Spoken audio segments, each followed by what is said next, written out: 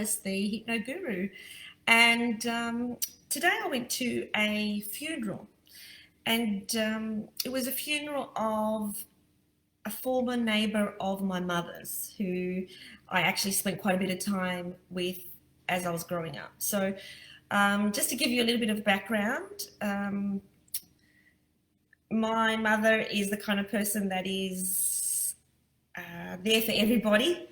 And so when she sees somebody in need, she's that person who's there for them. And she's always been that person for everybody in the neighbourhood, for her community, for everybody around her. And this particular lady, whose funeral we went to today, she didn't have anybody in the world apart from my mother and our family. And because she's attended so many events at our house, and she was there every single day growing up, she would come to our house every single day. It was our family who was basically at the funeral. So in the state of Victoria in Australia at the moment under COVID, you're allowed a maximum of 20 people at a funeral. So there was 20 of us at the funeral, and it was basically our family. So I was reflecting upon the life of this lady who passed away. She was 90 something when she passed away. So her husband died when she was about 42. So she's been a widow since that time, and she's had no children. So she's got nobody in the world. Her siblings and her nieces are all in Greece. And so apart from my mother, who's been there for her the whole time, she hasn't had anybody else. So no children, no family, and so on.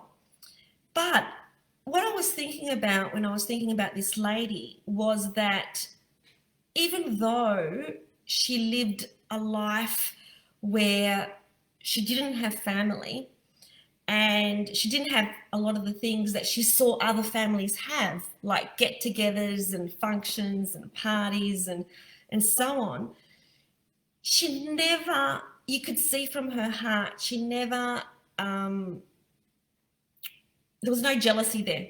So there was no jealousy that she held in her heart for other people. In fact, she was such a positive lady. She also saw everything in a positive light. She never complained about anything. She was always joyful. I've got memories of putting on Jane Fonda. In those days, it was a Jane Fonda album, a record album, which I used to put on in the lounge room, and I used to do exercises too. And my mum would do it with me, and this lady also would do it with me. So we would do that every night, the three of us in the lounge room. And this lady always had a problem with her foot. She was a little bit disabled, but she still managed to get in there and get that done. And whenever we had a family party, she'd be the one that was always playing with the children. So the adults would be in having adult conversation, and you'd find her with the children on top of her as, you know, she's doing like horses and so on. And so she was like this really joyous person, really happy person, and really quite accepting of her lot in life in a happy and content kind of way. Because when you think about it, yes, she didn't have a lot of things that the rest of us did, namely family, and those sort of connections, but she had other things that other people don't have, like a house, shelter, she had friends, and she would read regularly. So whatever's going on inside here, it can only be yours. And so it just made me think that, you know, this is a lady who throughout her whole life has been quite happy and in a real happy state. And studies show that when you are happier and more cheerful, that you're likely to live longer. And so therefore she did live in her 90s as well. So she lived quite a long and joyful life. And so I guess what I'm really saying here is about experiencing the moment and being grateful for everything that we have. It always goes back to gratitude, and no matter what else is going on around you, to know what you are grateful for today, because what is it that you do have? Don't focus on what you don't have. If you compare yourself to your neighbor, if she compared herself to us, my mother, who's got a massive family, and there was always people at our house. Our house was called Flinders Street Station because every time to this date, apart from COVID times, when you walk in there, it's full of people, full of visitors, lots of connections.